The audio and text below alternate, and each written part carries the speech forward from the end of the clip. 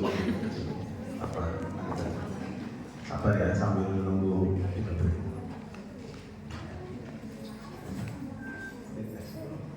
Oke, malam. Ya, kita mau belajar dulu soal neuron ya sebelum kita masuk ke topiknya. Ini harus paham dulu ya teman-teman. Jadi neuron itu ada apa istilahnya? Ada terminologinya sendiri. Kalian harus paham terminologi ini buat kalian bisa paham apa yang akan jelaskan ke depan. Kalau nukleus itu kumpulan badan sel di CNS sentral. Ya, traktus itu kumpulan akson. Ini kan namanya soma ya, badan. Terus ini adalah akson atau jalannya. Ini namanya kepalanya, ini gerbongnya. Gitu. Nah kalau ganglion itu badannya, tapi di peripheral nervous system. Ya. Kalau nervus itu nervus yang kalian kenal nervus berapa itu dia adalah akson tapi di peripheral. Gitu. Jadi nanti kalau misalkan kita sebutnya akson tapi di sentral namanya traktus. Nah terus afferentornya naik, efferentornya turun. Terus plexusnya nyaman. Next. Oke, ini mainannya. Nah, ini tak lengkapi di bawah ya. Kita kesini dulu. Kalau yang sentral kemarin kita udah belajar ada otak nanti ada encephalon, truncus ada mesencephalon dan pons sama empo. Ya. Terus habis itu masuk ke medulla spinalis. Dan perifer berarti selain itu gitu ya, sampai ke perifer. Nah, ini bagian ini harus tahu. Kalau bagian ini belum tahu, nanti kita jelasin fungsinya susah banget. Jadi sistem periferal itu ada naik, ada turun. Yang turun namanya motorik afferent, yang naik namanya afferent. Yang afferent sama punya somato sama viscero. Somato, nah bedanya apa somato sama viscero? Viscero itu organ dalam. Kalau somato ya selain organ dalam, intinya gitu. Ada cedera spesial, somatik dia cuma punya cedera. Kalau visceral atau yang kita kenal sebagai sistem saraf otonom ada simpatis parasimpatis, ada ketambahan dikit lagi namanya nanti spesial. Nah ini dari analis bisa tahu lagi karena harusnya ada hafal 1 sampai 12 harus apa namanya ya. Oke guys.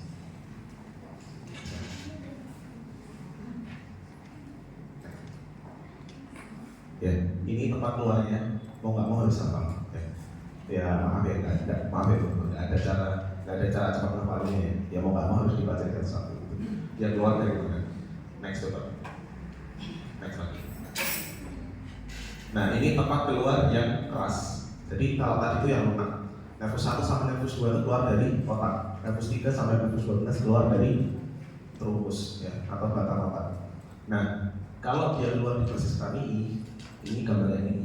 Ya gambar yang ini mau nggak mau juga harus apa? Next. Ya data tulis keterangannya harus sama di luar kepala. Terus kalian juga harus tahu nanti ketika praktikum tuh lubang yang ini itu namanya apa? Harus tahu dan harus tahu isinya. Kalau ada nervus 1 jelas keluar dari foramina verrucosa. Nervus 2 opticus keluar dari canalis opticus. Nervus 3, nervus 4, nervus 5 cabang 1 sama nervus 6 keluar dari fos. Visual orbitalis superior. Terus ada 3 lubang yang unik yang sebutannya itu ROS ya. Itu penting itu ROS atau rotundum ovale spinosum. Rotundum 5 cabang 2, ovale 5 cabang 3, sama satu lagi spinosum tempat keluar dari arteri venia media. Abducens tadi udah ya, pos ya. Facialis sama 7 sama 8 keluarnya sama-sama dari MAI. Ya, bedakan MAI sama MAE ya. MAE itu lubang telinga, MAI itu di kanal di basis kaki. Terus 9, 10, 11 keluar dari jugular, 12 keluar dari kanal sirkulasi yang di sekeliling dari foramen magnum. Nah ini tadi tak jelasin ya. Soma itu artinya selain dari organ visceral. Kalau visceral ya jelas visceral. Next. Nah ini tadi tak jelasin ya. Kalian harus hafal yang ini. Hafal ini dulu, baru kalian tahu komponen modalitas. Coba next dulu. Nah kalau dalam nervus cranialis dia punya 7 modalitas ya. Kalau misalkan nervus spinalis dia cuma punya 4. Nervus cranialis itu disebut juga kelompok nervus spesial, makanya dia punya spesial di sini. Kalau yang spinalis nanti dia cuma punya general aja, gitu. Nah masing-masing ini pembagiannya tadi tidak jelasin. Yang visceral somato yang turun. Terus yang somato, yang efferent, somato itu dia cuma punya satu doang, ya. Dia cuma punya general, dia nggak punya spesial. Maka spesial di sini nggak ada 4. Oke, itu dia cuma 3. Next. Nah ini keterangannya. Ini keterangannya, makanya keterangan dari masing-masing tadi, yang masing-masing dari ini itu masing-masing harus tahu. Kalau kalian tahu bagian ini, kalian bisa membayangkan, oh ini fungsinya ini, oh ini fungsinya ini. Sorry.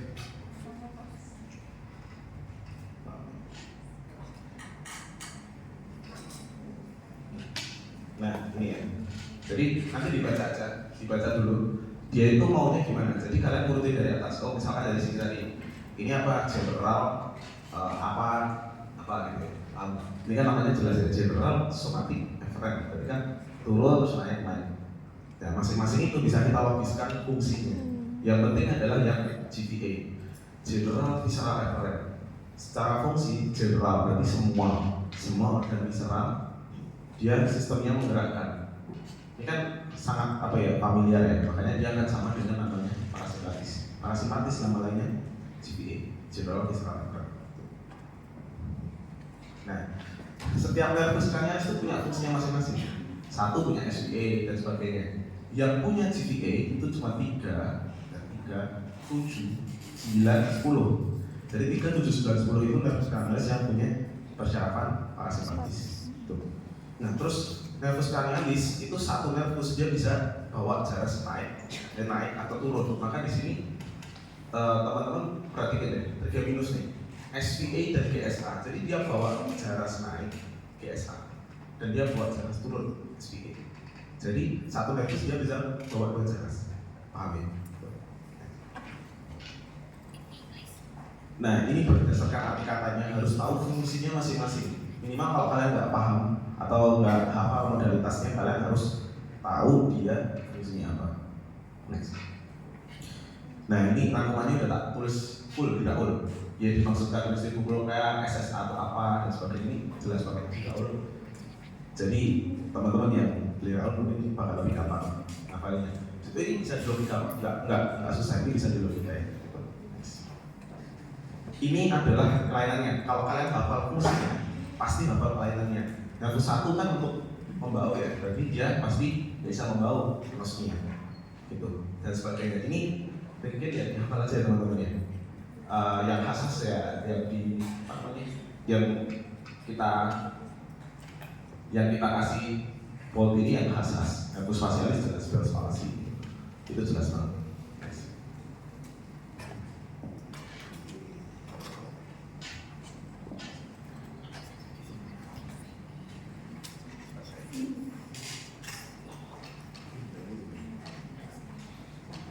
Oke, kita next dulu ya ke nervus spinalis. Jadi kalau tadi nervus cranialis ada 12, sekarang kita belajar nervus spinalis.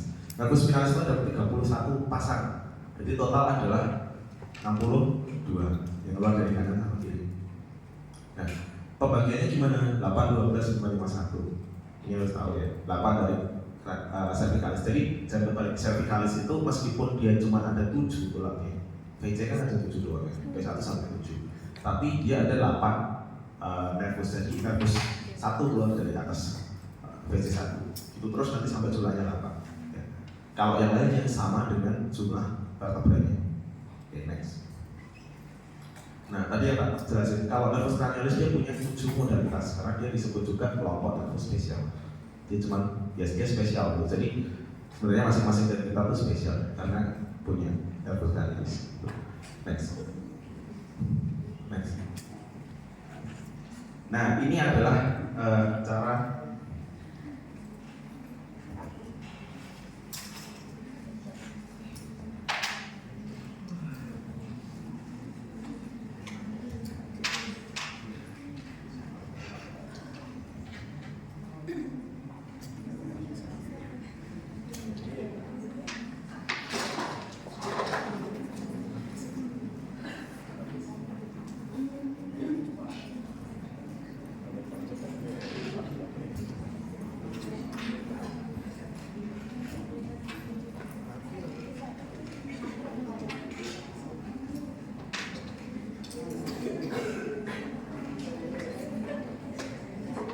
Next dulu ya, saat ini dulu. Oke, ini kita mau jelasin dulu soal yang namanya jarak naik sama turun. Jadi setiap yang namanya jarak naik atau jarak turun, ya, itu tuh dia selain dari kalau nervus cranialis jelas ya, dia langsung masuk ke otak atau detak otak. Kalau nervus 1 masuk, nervus 1 2 masuk ke otak, 3 sampai 12 masuk ke trunkus gitu kan.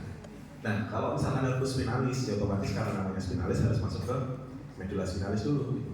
Nah, jalur masuknya ingat ya, kalau diapalkannya caranya dengan DAP. Kalau dorsal itu afferent. Jadi kalau jarasnya naik itu masuk ke dorsal gray horn.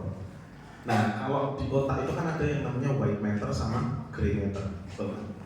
Nah, kalau di medula spinalis itu sama aja, tapi kebalik. Yang gray matter itu yang di tengah. Ya. Nah, gray matter ini dia punya tanduk. Ya. Yang di depan namanya adalah ventral gray horn. Ventral horn. Yang di belakang namanya adalah dorsal gray horn. Ya. Nah, kalau kamu mau ngasih jaras naik afferent, dia harus lewat ke dorsal dulu.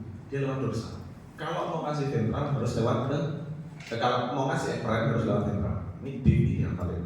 Terus pembagiannya. Ini kan medula spinalis di sini, ada white sama gray matter. Dia tuh punya dua root, ya, ventral root sama dorsal root. Ventral root sama dorsal root itu dia akan bergabung menjadi satu menjadi yang namanya nervus spinalis yang jumlahnya ada 31 pasang. Nervus spinalis nanti keluar jadi 4 ramus. Ini ramus communicans, meningeals, rami ventral sama rami dorsal. Rami dorsal itu menginervasi bagian apa misalnya erector spinae, levator spinae nggak dibahas. Rami meningeal berarti nanti ke meningesnya. Rami communicans cuma buat berkomunikasi antar segmen doang. Nah yang penting itu rami ventral, karena dari rami ventral nanti keluar banyak plexusnya, gitu. Next. Nah ini, nggak bisa. Ganti aja. Ntar ya bang, ganti juga.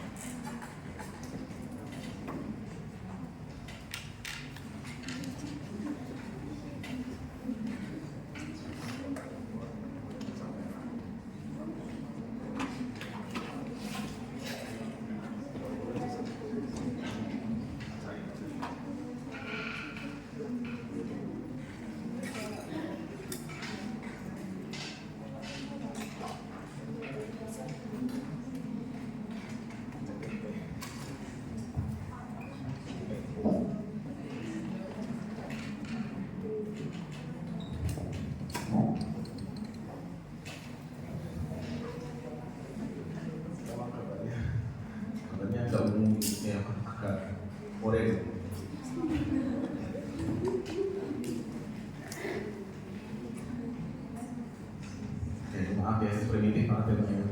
Ya, lanjut aja. Kelihatan ya dari belakang ya. Nanti tak kasih bagian. Nah, kita next aja ya daripada nanti kedip-kedip.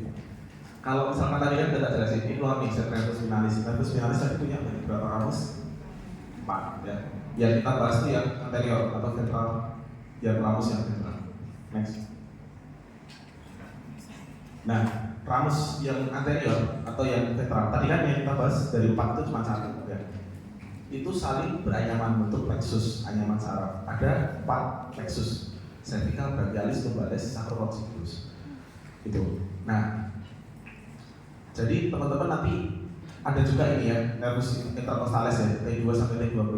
Ini technically bukan plexus, tapi dia keluar dari rami anterior. Ini nanti dibaca lagi. Nah, masing-masing dari ramus tadi kan dia menjadi plexus. Masing-masing dari plexus itu teman-teman harus tahu keluarnya. Jadi nervus-nervus yang kalian kenal itu keluarnya dari plexus.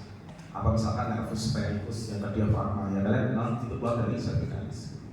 Nah nanti kelainannya adalah otomatis dia tidak bisa mengekstensikan diafragma. Jadi kelainan nafas biasanya cedera di C3 sampai C5 mana yang kena premix Brand yang kena apa berarti dia apa? Hasilnya ada apa sih itu? Kayak gitu-gitu. Ini yang dibunderin aja dia apa suka apa sih? Next. Ya ini jelas ya. Kalau brachialis jelas kemarin dari bahas di jalur kedua. Next aja.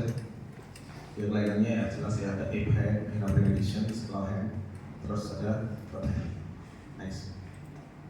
Terus kalau lumbalis, next ya sama aja sih nanti apa aja.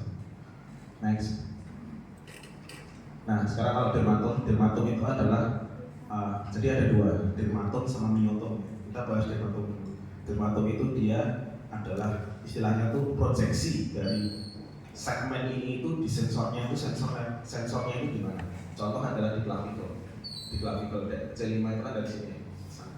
Nah kalau misalkan pasiennya ada parastesial, jadi dia tidak atau misalkan anestesi bahkan dia nggak bisa merasakan apa-apa, berarti dokternya itu pasti curiga dia cedera vertebra cervicalis 5 gitu. Caranya gitu. Ini nanti juga dia nggak mau harus diapa karena waktunya singkat ya. Jadi aku coba aja. Masa banyak banget soalnya. Oke, ini aja yang kita bahas ya. Ini adalah sistem yang otonomi itu ada simpatis parasimpatis, meskipun yang satunya tadi dia punya spesial tapi nggak akan kita bahas. Next. Nah ini harus hafal dulu. Sebelum masuk ke sistem saraf otonom, kita malah dulu ada dua jenis fiber, bedakan ini fiber. Ada dua jenis fiber, ya yang disebut fibernya cholinergic sama adrenergic. Cara ngapalnya ya cholinergic, dia cholin, berarti dia neurotransmitternya ACH. Kalau adrenergic, berarti epinefrin atau norepinefrin. Tapi diingat, meskipun hanya dua jenis fiber, namun reseptornya yang menerima dari ACH sama norepinefrin atau norepinefrin itu ada banyak. ACH dia bisa terima dari nikotinik dan muscarinic. Nikotinik pun ada nikotinuk N sub M dan N sub N, ya beda ya. Muscarinic ada M1 sampai M5 yang masing-masing punya efeknya sendiri. Kalau reseptor epinefrin atau epinefrin ada alfa dan beta. Alfa ada alfa 1, alfa 2, beta ada beta 1, beta 2. Next. Nah, kita bedakan dulu somatik dan otonom. Kalau otonom tadi yang di serat, somatik berarti selain dari visceral.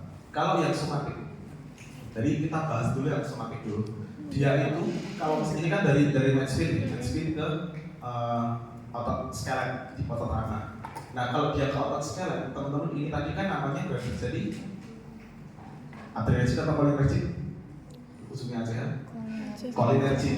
Dia cholinergic tapi cuma satu, maka gini. Semakin sistem hanya punya satu serabut fiber ya, fiber cholinergic. Yang ujung neurotransmitternya ACH, tapi dia berikatan ke yang namanya N sub M, nikotinik sub M. Jadi nikotinik ada dua, nikotinik sub M dan nikotinik sub M. Kalau kesini ini nikotinik sub M. Kalau nikotinik sub M nanti punyanya otonom, kita next saja. Ini perbedaannya dulu, secara singkat nanti bisa dibaca sendiri. Sistem saraf otonom dia perlu dua fiber. Kalau sistem saraf somatik dia cuma punya satu, dia cuma butuh cholinergic. Gitu. Next dulu aja. Nah ini adalah perbedaan yang simpatis sama parasimpatis. Kalau simpatis itu segmennya thoracolumbar. Nah, ini dari Mansfield, thoracolumbar. Kalau parasimpatis ini segmennya craniosacral, jadi atas sama yang paling bawah. Sama nanti kalau parasimpatis dia juga bagian dari nervus cranialis itu. Nah kalian harus tahu ada yang namanya neuron preganglionik dan neuron postganglionik. Kalau yang disebut preganglion berarti sebelum sampai ganglion. Ganglion tadi definisinya apa?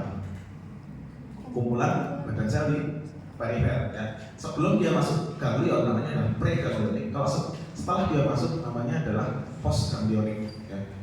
Kalau simpatis tadi diingat preganglioniknya adalah acetylcholine, postganglioniknya epinefrin atau norepinefrin. Kalau parasimpatis sama cholinergic jadi ACH sama ACH gitu. Next. Ini lebih jelas ya. Nanti kita akan lihat di video YouTube ini aku ambil dari medikosis karena medikosis paling enak bahas ini. Ini yang somatik, jelas ya. Somatik itu cholinergic. Dia langsung ke ACH, ke N sub M, nikotin sub M. Ya. Kalau misalkan dia itu parasimpatis, ya, cholinergic ACH sampai ke ganglion. Dan sampai ke ganglion dia nanti di reseptor N sub M. beda ya, M sama N sub M. Tuh. Kalau ngafalnya gimana? Oh kalau M itu muscle berarti punyanya somatic. Kalau aku ngafalnya gitu. Kalau dia setelah dari ganglion, dia akan masuk ke cholinergic lagi karena parasimpatis ke M1 atau M2. Meskipun M itu muskarinik ada M1 sampai M5, tapi ya nantilah kapan-kapan kita jelasin. Kalau simpatis itu jelas cholinergic. Berarti kan tadi ACHN sub M, terus adrenergic, adrenergic ke alpha sama beta. Alpha ada alpha 1, alpha 2, beta ada beta 1, beta 2. Gitu ya. Nah kalau misalkan ini tuh apa sih gitu? Pasti kalian bingung kan?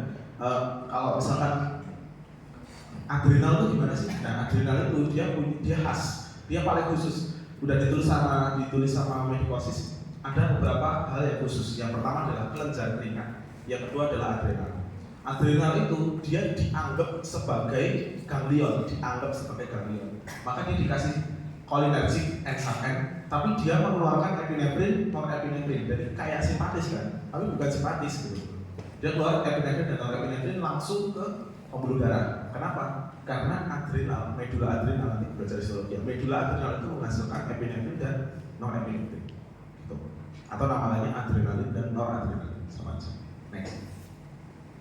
Nah ini tadi data jelasin ada 3, 7, 9, 10. Nah terus analis yang punya persyaratan parasimpatis. Next. Oke, ini bagian yang paling susah harusnya. Nanti tolong belajar lagi. Jadi kita hafal dulu terminologinya, kita ulang. Kalau nukleus itu kumpulan badan sel di CNS, traktus itu kumpulan akson di CNS. Kalau nervus itu akson tapi di PNS. Kita belajar dulu. Next. Oke, tadi udah next aja. Nah tadi udah jelas ya, rulesnya udah kalian harus follow. Kalau ke efferent dia harus ke ventral dulu. Kalau dia afferent itu harus ke dorsal. D dia apa? Next. Nah ini nanti lihat alila ya. Ada. Kalau sensor ini ada ya. Ini gini. Ada tiga neuron di sensor. Ini yang paling susah biasanya. Tapi nanti tolong dibaca sendiri. Jadi ini kan dari sana nih, dari organ perifer masuk kan? Masuk. Nah neuron kan ada banyak jenisnya, ada yang bipolar, ada yang unipolar, ada yang multipolar, kan udah belajar di histologi. Nah ini bentuknya adalah yang unipolar, nih ya. Unipolar, dia ujungnya nanti nempel di sini. Namanya apa nanti dicari sendiri. Dia berarti di ventral atau dorsal kalau misalkan naik berarti dorsal.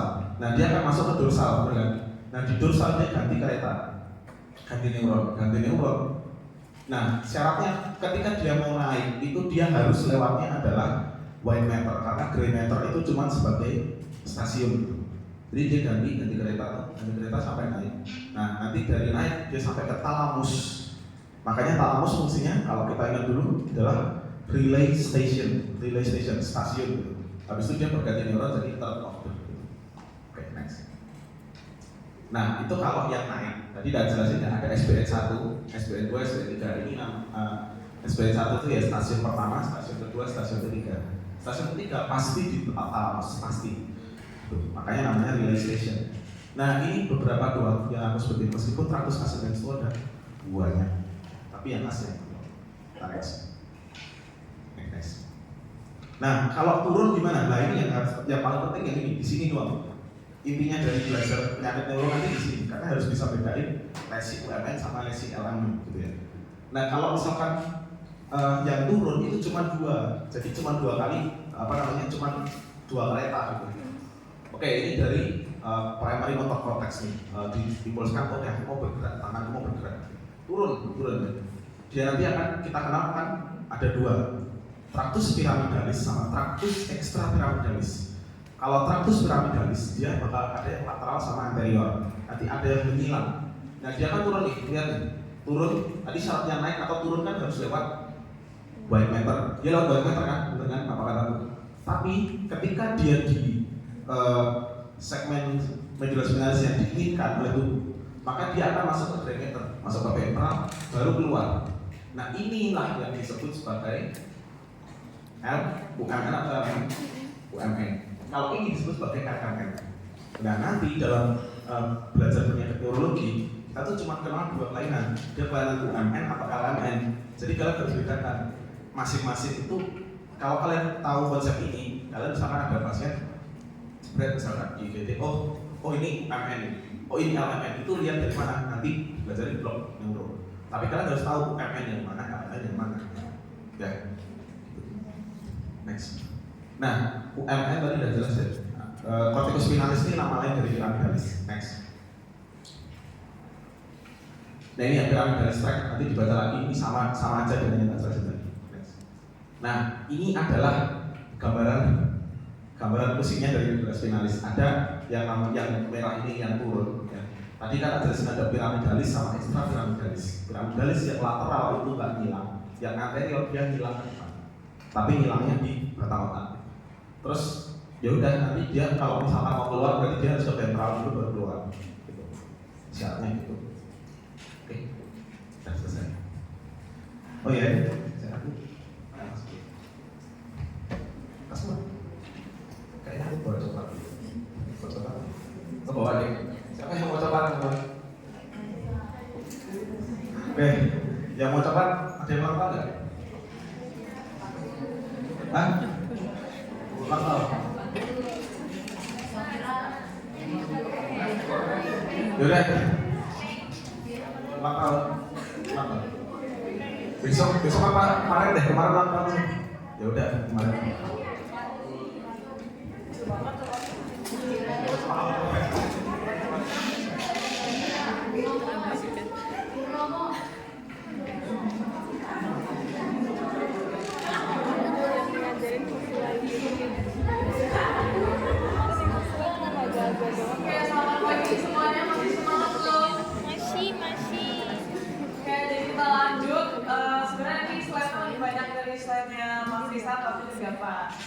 Oke, jadi di sini kita bakal bahas telinga. Nah, ini telinga kalian ya. Jadi kalau telinga itu dibagi 3 dulu. Ada bagiannya, ada auris externa. Ini telinga bagian luar, yang dia itu terdiri dari auricula cornea atau yang kita tahu dengan daun telinga. Terus ada MAE atau meatus acousticus externus atau nama Indonesia itu yang telinga. Sama ada membran timpani di bagian tengah sini. Lalu ada juga auris media. Nah, kalau auris media itu di bagian tengah yang di kavitas timpanica ini. Nanti isinya ada tulang-tulang pendengaran yang kecil-kecil, malleus, incus stapes, dan lain-lainnya. Lalu kalau untuk yang di auris interna ini, dia isinya itu organ keseimbangan sama organ pendengaran. Jadi ada cochlea sama canalis semicircularis. Oke, next. Pertama kita bakal bahas dulu untuk auris externa. Jadi dari telinganya sendiri kita bakal bahas auricula atau daun telinga terlebih dahulu. Jadi kalau daun telinga ini dia terdiri dari cartilago atau jaringan fibrosa sama jaringan adiposa. Tapi ada salah satu bagian di telinga ini yang komposisinya itu cuma lemak. Jadi di bagian lobulus auriculae. Nah ini yang biasanya kalau cewek-cewek pasang anting ya di sini lobulus auriculae. Terus next. Nah ini ada bagian-bagian dari telinga. Jadi ini nanti dihafal. Ada helix, ini yang lengkungan di atas, terus nanti di bawahnya ada antehelix. Terus di sini ada tragus, lalu ada antitragus. Nah terus nanti di sini ada corca auricula. Nah corca auricula ini nanti dibagi dua oleh si helix ini. Kan helix dibagi helix itu dia berjalan dari sini sampai ke sini kan. Nah nanti corca auricula ini dibagi dua oleh helix. Jadi yang di atas ini namanya simba corca, sama di bawahnya namanya cavitas corca. Gitu. Dan di sini yang paling penting ada lobulus auriculae. Oke, next. Untuk telinga sendiri dia punya muskulus juga, jadi otot-otot yang bakal melekatkan dia ke kepala.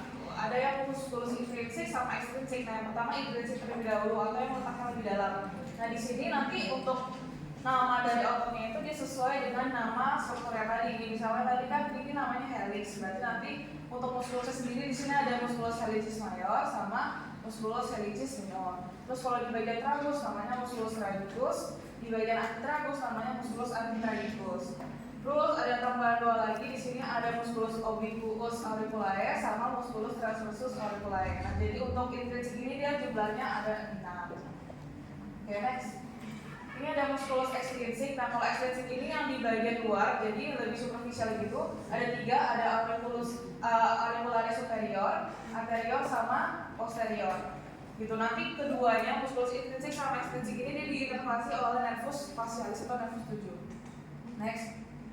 Terus untuk vaskularitasnya ini nanti baca aja tapi soalnya nggak terlalu penting. Next. Untuk inervasinya sendiri dia dibagi dua, jadi ada bagian superficial sama bagian profunda. Jadi kalau di superficial itu yang ini yang 3 ini. 1, 2, 3. Jadi kalau di bagian inferior, anterior, posterior, nanti dia diinervasinya oleh nervus auricularis magnus.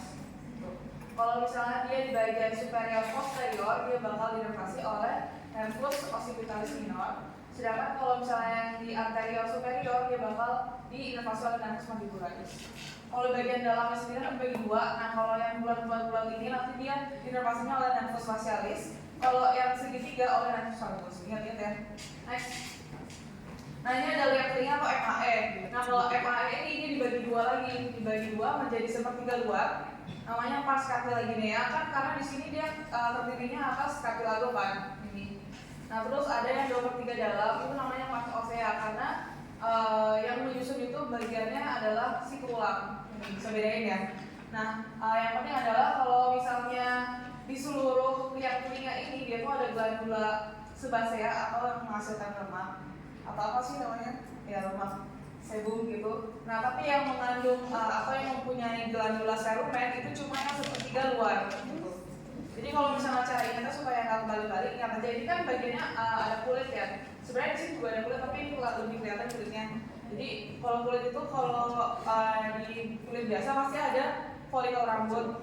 Nah, maksudnya kalau folikel rambut ada kelenjar sebasea sama kelenjar sudorifera. Jadi kalau glandula ceruminata ini dia modifikasi dari glandula sudorifera di bagian telinga. Gitu. Jadi ingat aja kalau yang ada kulitnya di sepertiga luar itu ada glandula apa aja tadi? Ceruminata sama sebasea. Tapi kalau yang di bagian dalam cuma sebasea doang. Oke, next. Ini nggak penting next. Nah, ini kita ke membran timpani. Jadi membran timpani ini dia membatasi atau menjadi sekat antara auris yang media sama auris eksterna tadi. Jadi dia di antara FAE sama cavitas timpani. Nah, dia itu bentuknya kerucut kayak tumpeng gitu. Nanti ada gambarnya.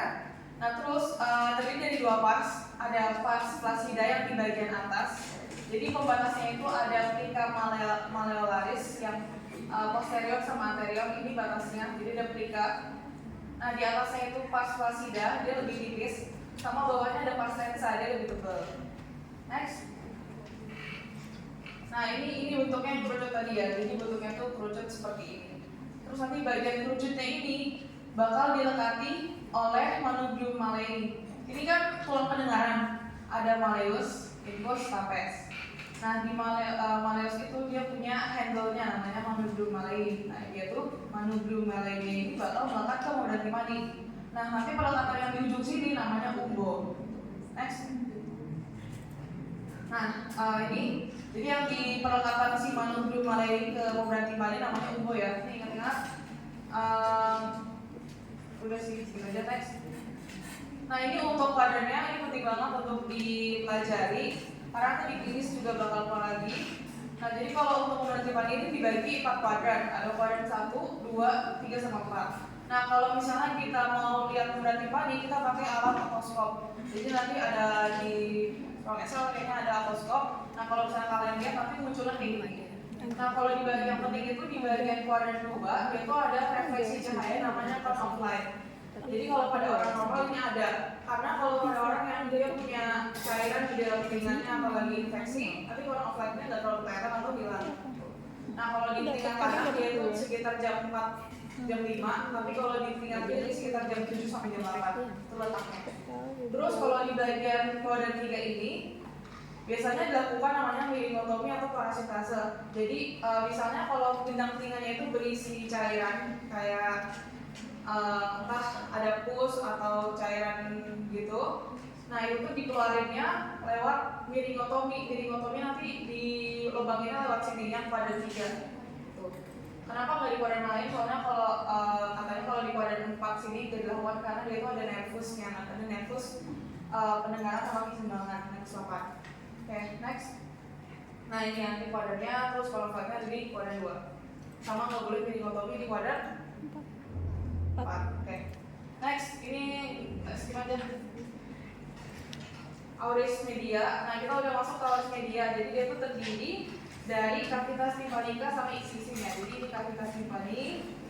Nah, dia itu terletaknya di os petrosa. Jadi os petrosa itu bagian dari os temporal. Nah, next. Oke, terus dia itu diisi oleh oscula auditiva yang tadi malleus, incus, stapes. Sama dia ada 3 apa tadi? Malleus, incus, stapes.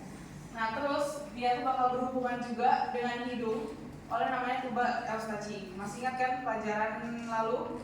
Ya, jadi di sini aku juga mau kasih tahu kalau misalnya tuba Eustachi anak-anak di bawah 5 tahun sama orang dewasa itu dia beda. Jadi kalau misalnya pada anak-anak itu dia lebih horizontal, terus dia diameternya lebih lebar. Sedangkan kalau untuk yang udah dewasa itu lebih vertikal. Jadi korelasi klinisnya adalah kalau anak-anak ini lebih sering telinganya terinfeksi. Jadi misalnya dia lagi infeksi hidung gitu, nanti dari hidungnya itu bisa berlanjut ke kuping gitu.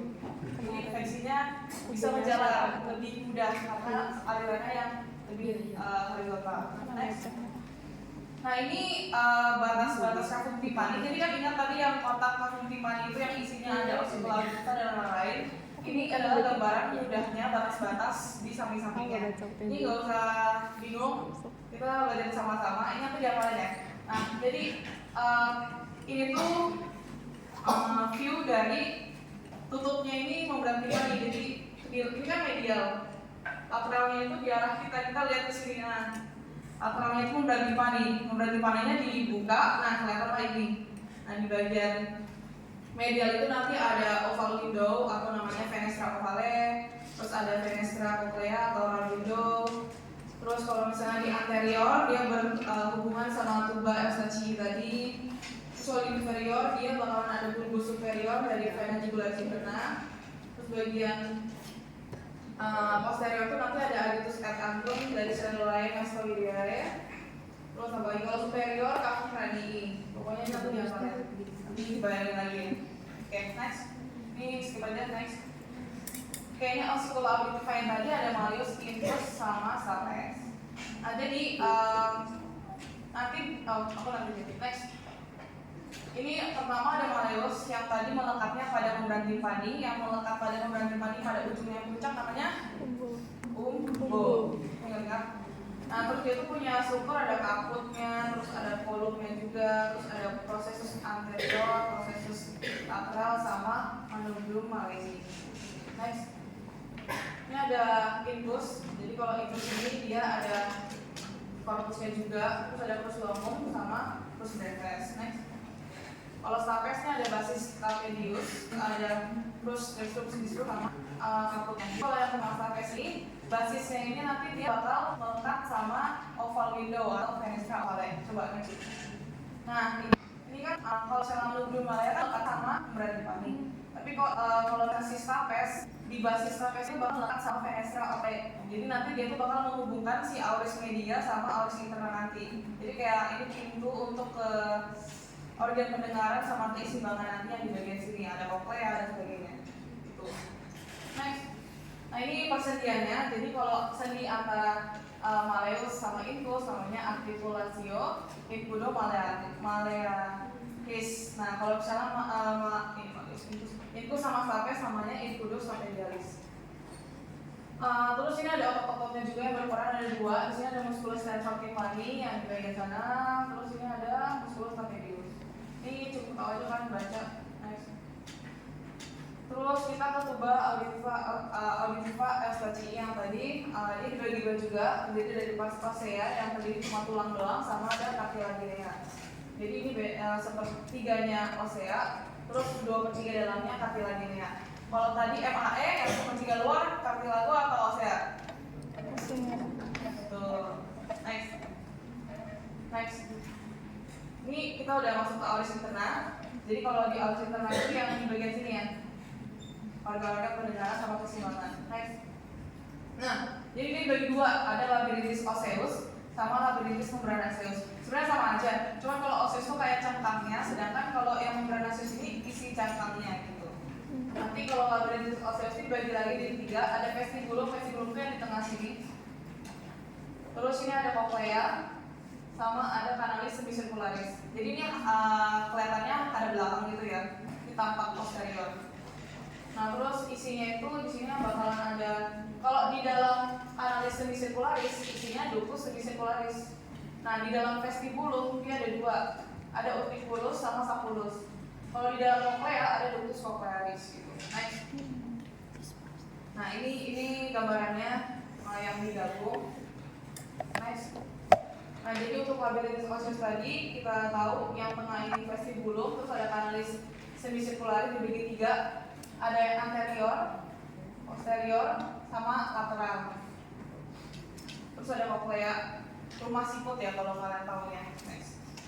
Ini vestibulum yang tadi isinya ada utriculus sama sacculus. Next. Ini kanalis semisirkularis yang isinya ductus semisirkularis. Yang tadi aku bilang ada tiga, anterior, posterior, sama lateral. Next. Ini koklea. Kalau misalnya koklea dipotong, kelihatan kayak gini. Jadi di bagian koklea ini, di bagian tengahnya, di sini ada puncaknya namanya helicotrema. Next. Nah ini kalau misalnya si ductus kokleanya itu dilurusin, kayak dilurusin, ditarik itu kan awalnya kan melingkar kayak siput, jadi kalau dilurusin bentuknya kayak gini. Jadi intinya adalah ductus cochlearis ini dia bakal mengelilingi yang namanya modiolus. Coba next. Nah jadi kalau modiolus itu yang ini ya, yang tengah sini yang kayak tulang-tulang ini, modiolus. Nah si ductus cochlearis ini dia bakal melingkar kayak 2,5 kali lipat di modiolus ini sebagai sumbunya. Nanti bakal ada saraf-saraf percabangan dari nervus cochlearis untuk pendengaran. Next. Nah ini isinya dari koklea. Jadi ada dibagi tiga, ada skala vestibuli, terus ada skala media atau ductus cochlearis, sama skala tympanica. Cukup tahu aja. Next. Jadi kalau misalnya organ untuk pendengarannya itu dia ada di ductus cochlearis atau skala media. Ini perbesarannya ini. Next. Untuk labirintis membrana osseus berarti isinya dari cangkangnya tadi ya, cangkang semua yang kita bahas tadi. Ini ada tiga, ada utriculus, sacculus, ductus semisirkularis, sama ductus cochlearis. Next. Nah kalau utriculus sama sacculus ini yang utriculus, ini yang sacculus. Nah bedanya itu bisa ada dari tabel. Jadi kalau misalnya utriculus ini dia lebih besar, terus oval dan irregular, sedangkan lebih kecil. Ini di posterior superior, di inferior anterior. Terus dia ini untuk pergerakan horizontal, jadi misalnya kayak maju mundur. Sedangkan kalau yang sacculus ini untuk pergerakan vertikal, misalnya naik lift gitu atau turun lift, itu yang terjadi si sacculus. Next. Ini ada ductus semisirkularis, jadi dia tuh fungsinya untuk keseimbangan rotasi kepala. Jadi kalau misalnya kalian gara-gara kepala dan sebagainya itu nanti yang nyeimbangi supaya kalian nggak pusing atau nggak mabuk itu sih kanalis semisirkularis ini atau ductus semisirkularis. Nanti ada bagian yang bulat ini kayak menggembung namanya ampula. Terus dalamnya nanti bakalan ada organ keseimbangan ya. Next. Ductus cochlearis ini untuk pendengaran. Jadi ini yang di dalam koklea tadi. Terus nanti dia tuh berhubungannya sama sacculus. Ada ductus itu namanya ductus reuniens. Next.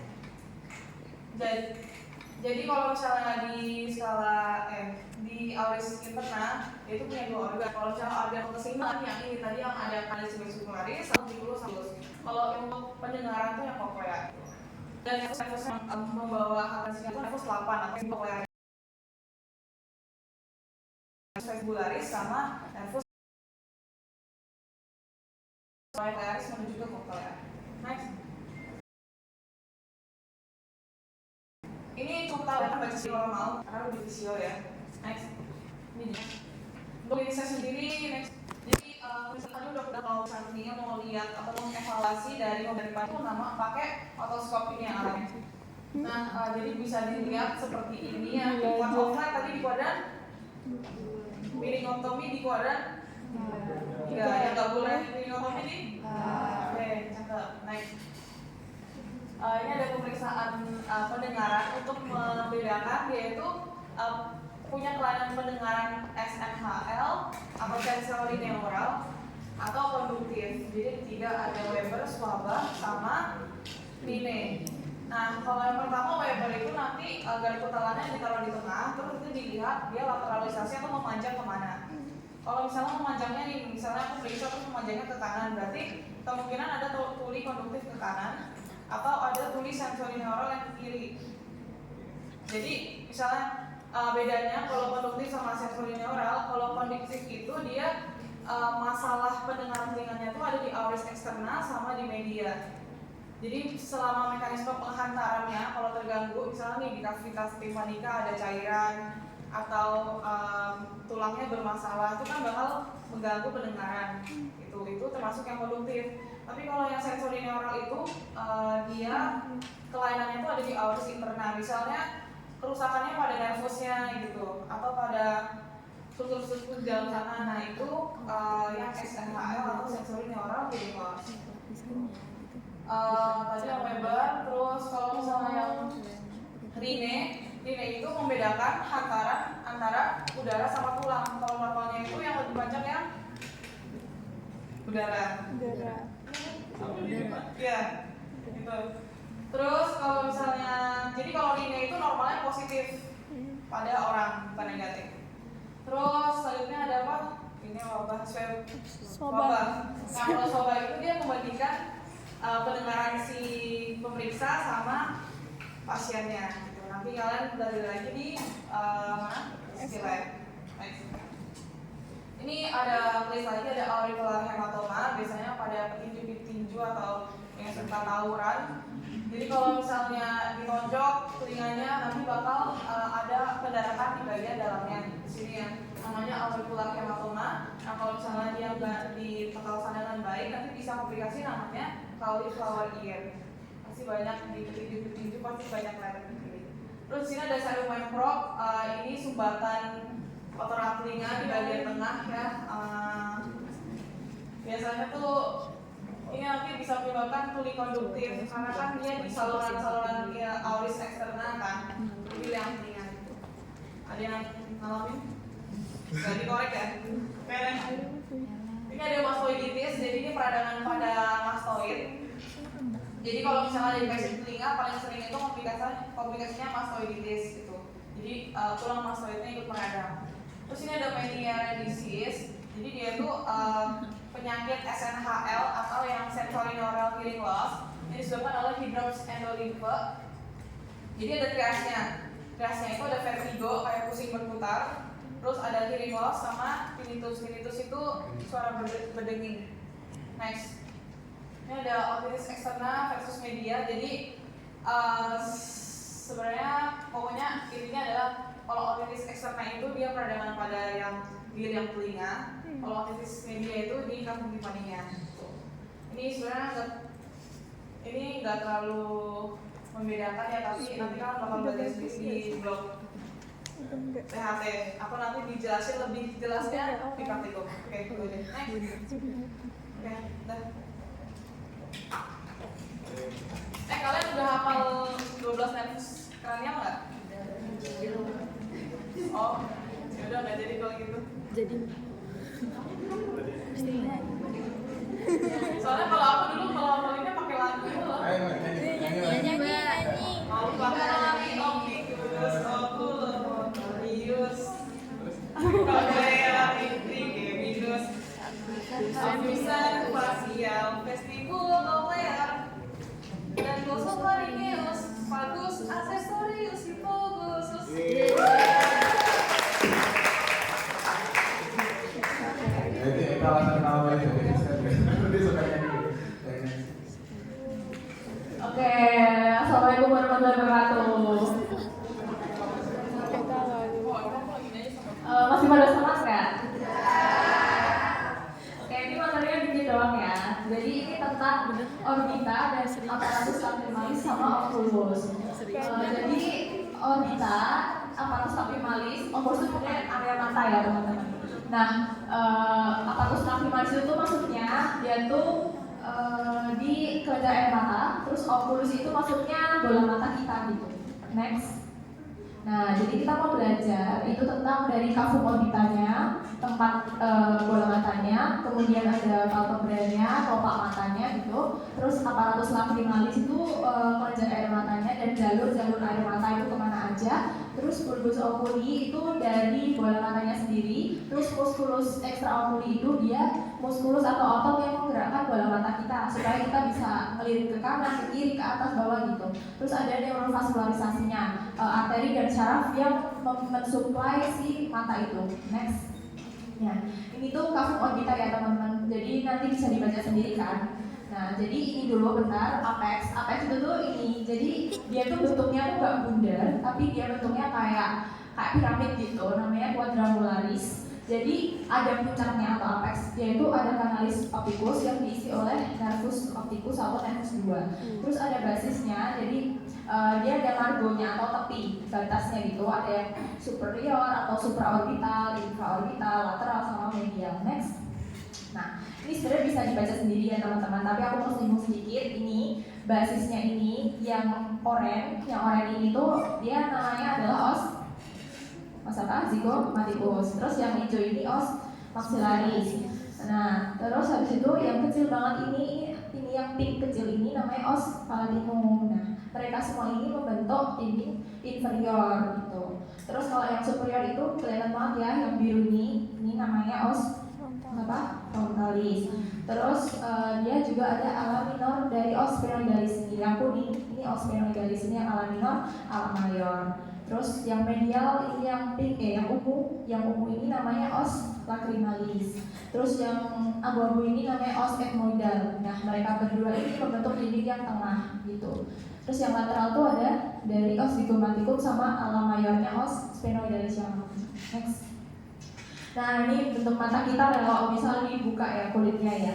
Nah, jadi dia itu tersusun dari tarsus, ada tarsus superior, tarsus inferior, terus ada rima palpebrae, artinya rima itu celah ya, celah antara kedua tarsus kita gitu. Nah, celahnya itu membentuk sebuah sudut kan, kalau kalian melek itu kan berarti kalian membentuk sebuah sudut ya, ada yang sudut di tengah sama sudut lateral kan. Nah, sudut kalian waktu kalian buka mata itu namanya kantus. Kantus yang medial itu berarti yang di sini, ini kantus lateral ya. Terus habis itu ada ligamentum palpebrae. Jadi dia mengaitkan si tarsus ini ke tulang, ke osnya gitu. Nah, dia ada ligamentum palpebrae yang medial sama ligamentum palpebrae yang lateral gitu. Next. Nah, ini tuh gambar dari kelopak mata kita sama saluran apparatus lacrimalis kalau dipotong dari tengah.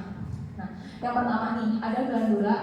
Sebelumnya bentar. Jadi kelopak mata itu dia di bagian belakang itu terlapisi oleh konjungtiva ya teman-teman. Jadi konjungtiva itu tuh nggak cuma di bola mata doang, tapi dia juga ada di palpebrae kita, terutama di palpebrae di bagian belakang. Jadi konjungtiva itu sendiri ini tuh ada dua. Ada yang konjungtiva oculi atau konjungtiva bulbi sama konjungtiva palpebrae namanya fornix. Yang aku tunjukin itu namanya konjungtiva fornix. Nah, ini. Terus ini konjungtiva bulbi ya ini. Terus dia itu di kelopak mata bagian dalam tuh juga ada kelenjar teman-teman. Ada glandula tarsal sama ada glandula sebasea gitu. Glandula tarsal itu tuh yang di area luar ya nih, main bone sama glandula sebasea atau zeis. Nah, ini yang aku tunjuk. Itu yang bagian luar. Next. Nah, ini ligamentum palpebrae-nya ini yang lateral, ini yang medial. Lateral, medial. Next. Nah, ini neurovascularisasi nih ya. Jadi dia tuh di neurovascularisasinya oleh si arteri vena temporalis superficialis, terus arteri lacrimalis, terus ada juga arteri vena supraorbitalis dan juga infraorbitalis. Terus nervusnya nih ada dua saraf penting ya yang membuat kita bisa buka mata sama tutup mata. Kalau kita mau buka mata itu kita pakai otot apa? Levator palpebrae ya. Ini levator palpebrae superioris. Terus kalau kita mau tutup mata itu pakai orbicularis oculi yang bundar ini. Jadi ada yang bundar itu namanya orbicularis oculi sama ini levator palpebrae superior gitu. Nah, sarafnya sendiri itu ada nervus ketiga sama nervus ketujuh. Dia tuh penting buat kita buka sama tutup mata. Next. Nah, ini adalah saluran air mata kita. Jadi kalian kalau bayangin, kalian misalnya baru nangis gitu ya. Jadi yang mengeluarkan air mata kalian itu tuh si glandula lacrimalis ini. Ada dua bagian. Ada bagian yang orbitalis sama palpebralis, yang dekat sama palpebra. Nah, dari sini keluar tuh dari ductus excretorius dari si glandula ini. Terus menuju ke ini namanya punctum lacrimalis. Kalian tuh di tengah bola mata kalian itu kan ada ya, ada kayak benjolan gitu. Nah, dia itu namanya punctum ya, punctum lacrimalis. Dari punctum lacrimalis itu dia akan menuju ke canaliculi lacrimalis superior and inferior nih. Terus gabung jadi ke saccus lacrimalis, ini ada kantung kan, sek kan, bahasa Inggrisnya kan sek. Nah, dia itu namanya kantung. Terus dia turun menuju ductus nasolacrimalis. Ductus nasolacrimalis itu dia bakal lanjut ke hidung. Makanya kalau kalian nangis itu kok hidung kalian ikutan beler, iya karena ada ini air mata kalian pada mengalir ke area hidung gitu ya, melalui ductus nasolacrimalis. Lewat mana lubangnya? Lewat meatus nasi inferior. Next. Nah, ini dia gambarnya, ini yang pars orbitalis, ini yang pars palpebralis. Terus ini ada punctum lacrimalis ya, yang benjolan di tengah mata kalian itu. Terus dia terletaknya di canthus medialis atau sudut mata bagian tengah ya. Terus ada saccus lacrimalis itu yang ini, terus dia di fossa sacchi lacrimalis. Terus ada ductus nasolacrimalis yang mengalir ke meatus nasi inferior. Next. Ini udah aku jelasin tadi, ini yang dari glandula turun ke ductus excretoriusnya mengalir ke punctum lacrimalis, terus ke canaliculi superior and inferior, ke saccus lacrimalis dan ductus nasolacrimalis. Next. Lanjut ke bola mata ya. Jadi bola mata kita itu ada lapisannya, nggak cuma bola mata doang, tapi dia ada lapisan. Kalau aku gampang hafalinnya itu FVN ya teman-teman. F itu fibrosa, V vasculosa, N nervosa. Next. Ini fibrosa. Fibrosa itu yang bagian luar. Fibros bagian luar. Sklera, dari sklera itu yang belakang ya, yang 5/6 posterior. Terus kemudian yang 1/6 anterior itu adalah kornea. Nah, teman-teman harus tahu kalau yang berfungsi untuk melihat itu tuh yang sklera atau kornea. Kornea ya, karena kornea itu transparan gitu. Jadi dia tuh terletak di depan si ini loh. Nah, pokoknya yang tunjuk ini kornea ya, 1/6 anterior. Nah, perbatas yang pink ini itu sklera. Nah, perbatasan antara si sklera dengan kornea itu kita tahu sebagai apa? Limbus kornea. Next. Terus ini tuh tunica vasculosa ya, lapisan kedua ya. Karena aku bilangnya FVN, berarti fibrosa pertama, V yang vasculosa. Nah, vasculosa kedua atau nutritif. Dia tuh ada choroid, ada corpus ciliaris sama iris. Choroid itu apa mbak? Choroid itu tuh dia isinya pembuluh darah gitu. Terus kalau corpus ciliaris dia tuh fungsinya adalah untuk mengatur penglihatan kalian mau lihat dekat atau jauh gitu. Nah, untuk akomodasi gitu. Nah, yang pertama dia ada dua bagian kan, ada musculus ciliaris sama processus ciliaris. Mereka berdua ini yang membentuk si corpus ciliaris gitu. Nah, musculus ciliaris itu kalau misal dia kontraksi, kita bisa melihat dekat. Gitu. Ingat ya, kalau si musculus ciliaris kontraksi, kita buat melihat ke dekat. Tapi ketika dia relaksasi, berarti kita akan melihat jauh. Berlawanan dengan si processus ciliaris teman-teman. Kalau processus ciliaris itu dia itu akan misalnya si musculus ciliaris kontraksi, si processusnya akan relax gitu. Berarti ketika kita melihat dekat, ini dia akan relaksasi gitu si processus ciliaris. Nah, processus ciliaris itu dia itu tersusun atas si ligamentum suspensorium lentis. Nanti di notes ada. Terus lagi ada satu lagi nih, iris. Iris itu yang ngasih kita warna mata. Jadi kalau misal warna mata kita tuh biru atau coklat itu karena ada si iris ini. Nah, iris itu tuh ternyata dia dilekati oleh otot loh teman-teman. Jadi ada ototnya itu namanya musculus sphincter pupil sama dilator pupil. Ya. Jadi musculus sphincter pupil itu namanya juga sphincter ya. Berarti untuk mengerutkan kan ya. Berarti untuk mengecilkan si pupil. Pupil itu apa sih? Pupil itu tuh cuma lubang doang gitu loh deh. Nah ini tuh di tepinya tuh ada iris. Nah si iris ini di belakangnya ini ada ototnya, ada sphincter dan dilator. Nah kalau misal si sphincter yang kontraksi, si lubang si pupil ini akan menciut gitu. Akhirnya mata itu akan miosis. Kalau misalnya kita sorotin nih mata orang ini pakai senter, nah dia tuh bakal nutup si pupilnya tuh akan nutup, bakal mengecil atau miosis. Itu peran dari si sphincter pupilnya tadi, paham? Oke. Terus kalau misal mata seseorang itu terbelalak, tahu kan terbelalak kalau misal mereka baru simpatis nih, simpatis kan flight or fight ya. Jadi kalau misal dikejar anjing gitu kan mereka langsung matanya terbelalak. Nah itu tuh si pupil ini akan melebar karena si dilator pupil yang melekat pada iris. Next, lanjut ke tunica nervosa. Tunica nervosa itu nervus itu artinya saraf. Nah dia tuh di lapisan paling dalam ya deh, tempat si retina. Jadi dia tuh ada dua lapisan, ada stratum pigmenti retina dan stratum opticum retina. Di mana dia tuh ada lapisan ya, stratum tuh lapisan. Kalau bagian itu pars.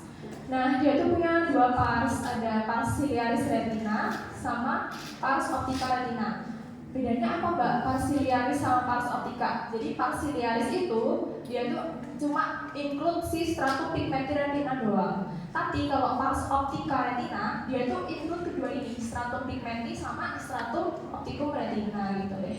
Oh ya, bentar. Terus habis itu batas antara dua pars di retina, antara pars ciliaris retina sama pars optica retina itu adalah ora serata. Ingat ya, ora serata. Next. Terus ini gambar retina ya. Jadi retina itu tuh dia tuh ini loh deh. Ini tuh kita lihatnya pakai alat namanya funduskopi ya. Funduskopi itu metodenya gitu. Nah, jadi kita tuh bisa lihat ada macula lutea, ada discus nervi optici ya. Macula lutea, nih dia ada ini. Terus macula lutea tuh ini yang tak. Ini ada fovea centralisnya nih. Terus habis itu ada discus nervi optici itu yang ini. Ada nervus 2 atau nervus opticus sama arteri vena centralis retina. Next. Nah, terus media refrakta. Media refrakta itu gimana kita bisa melihat sesuatu. Jadi cahaya itu tuh gak langsung masuk tanpa jalur. Pasti dia tuh masuk melalui jalur kan. Nah, jalurnya ini namanya media refrakta. Nah, media refrakta itu dari luar tuh ada kornea dulu, masuk ke aqueous humor, kemudian ke lensa, habis itu ke vitreous humor. Ya, kornea, aqueous humor, lensa, vitreous humor. Nah, Dek, pertanyaanku mata itu ada cairannya nggak? Ada. Cairannya namanya apa?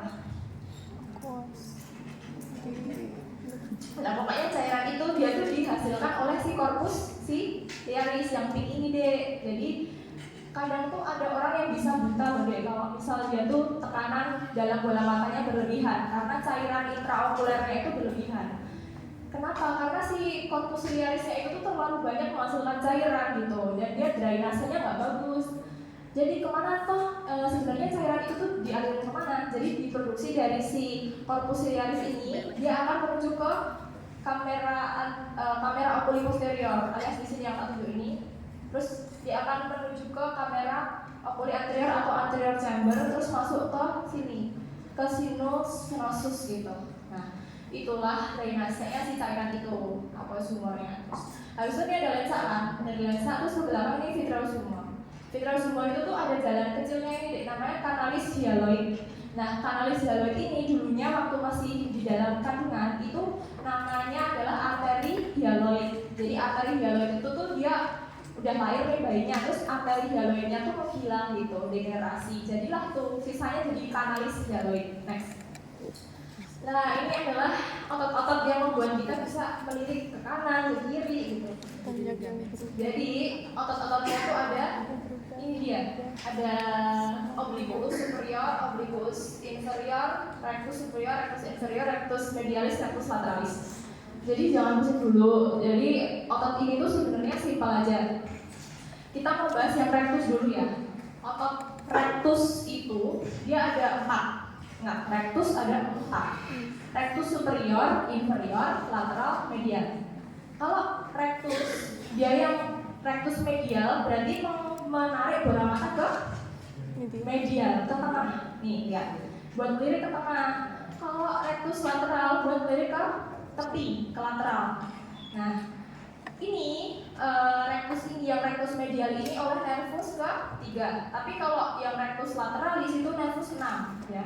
Itu. Terus habis itu ada rectus superior. Rectus superior itu untuk melihat ke atas, rectus inferior itu membuat kita melihat ke bawah. Oke, itu yang rectus. Terus kalau obliquus gimana, Mbak? Obliquus itu dia tuh ada dua, superior inferior.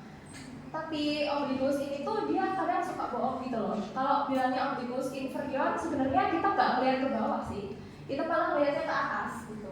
Tapi ke atas, ke arah tepi gitu, ke arah tapi serong keluar. Nah, itu obliquus inferior. Terus kalau obliquus superior, dia bilangnya superior, tapi dia sebenarnya melihat ke bawah, tapi serong gitu, serong keluar. Nih obliquus superior. Nih. Terus semuanya itu mereka akan dinervasi oleh nervus ke-3 kecuali si obliquus superior. Jadi ingat-ingat aja semua otot bola mata itu sebenarnya nervus 3. Cuman yang membedain itu si rectus lateralis oleh nervus 6, terus si obliquus superior oleh nervus ke-4 gitu ya. Jadi semuanya tuh kalau gerakan bola mata tuh 3. Cuman yang beda tuh obliquus superior dia nervus ke-4, terus nervus lateralis nervus 6 gitu. Next. Ini adalah arterinya. Jadi ada untuk arteri di bola mata sendiri. Bola mata kan juga butuh asupan ya, darah ya. Dia tuh oleh arteri carotis interna, ophthalmica sama maxillaris. Next. Terakhir. Jadi saraf bola mata itu dia tuh tadi yang penting juga itu tuh ada nervus 7 itu ada nervus juga gitu kan ya. Nervus 3 itu tuh buat merem gitu loh deh. Nah, habis itu kalau ini ada nervus lateralis tadi yang aku bilang dia itu nervus abducens atau nervus 6, terus obliquus superior itu si nervus 4. Terus satu lagi, kalau misalnya kita mau ngelihat di suasana gelap, kira-kira mungkin kita bakalan melebar atau menutup? Melebar itu namanya apa? Ya, midriasis. Terus kalau midriasis itu yang bekerja dilatar atau sphincter pupil? Ya, dilatar pupil. Nah, dilatar pupil itu simpatis atau parasimpatis? Simpatis. Nah, terus habis itu kalau misalnya kita tuh melihat di suasana gelap, itu kita akan terbelalak ya, berarti kita akan simpatis dan akan terjadi penurunan sekresi glandula lacrimalis. Jadi air mata kita akan turun saat gelap produksinya. Sedangkan saat terang, saat posisi kita tuh cahayanya banyak, itu mata kita itu akan membatasi jumlah cahaya yang ada dengan cara pupilnya itu dipersempit dengan otot sphincter pupil, dan juga produksi glandula lacrimalis itu akan meningkat supaya apa? Buat melumasi si konjungtiva tadi, kan kita dapat suplai cahaya banyak tuh, makanya si glandula lacrimalis itu bakalan lebih banyak memproduksi sekret saat cahaya itu banyak gitu. Yang kerja pas terang itu tuh parasimpatis ya. Ingat-ingat kalau pas terang ya parasimpatis, kalau pas gelap berarti simpatis. Terus juga tadi untuk melihat dekat yang kontraksi musculus ciliaris atau processus ciliaris. Ya, musculus. Jadi musculus ciliaris itu akan aktif untuk melihat dekat oleh parasimpatis. Jadi para itu dekat ya. Jadi untuk melihat dekat itu pakai parasimpatis. Yang kontraksi adalah musculus ciliaris. Oke, next. Sudah selesai. Oke, sebelum kita tutup, aku mau ngomong sesuatu ya. Jadi yang pertama, makasih teman-teman sudah bertahan selama lebih 6 sampai 8 bulan ini. Ini kan asistensi terakhir, jadi aku mau ucapin terima kasih buat kalian udah ngikutin sampai sekarang. Terus aku wakil dari asisten mau minta maaf ya teman-teman, misalkan kita ada salah, kita ada yang kita kalian, dan aku pribadi juga aku minta maaf ya kalau misalkan selama mungkin bareng aku banyak dan menyakiti hati kalian atau ada omongan yang nggak sesuai dengan hati kalian, atau minta maaf. Terus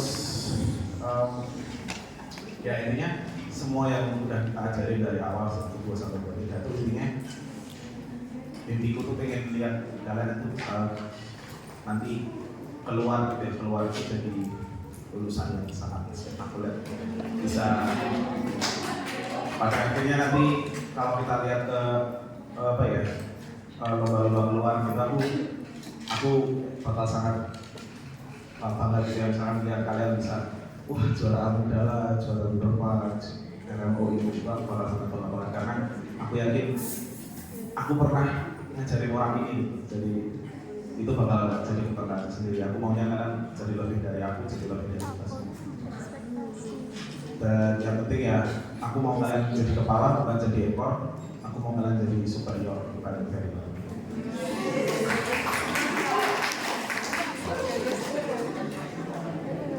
Ya intinya I'm so proud of you, I'm so proud of you. Jadi tetap belajar teman-teman habis ini. Terima kasih. Kita berdoa untuk masing-masing berdoa.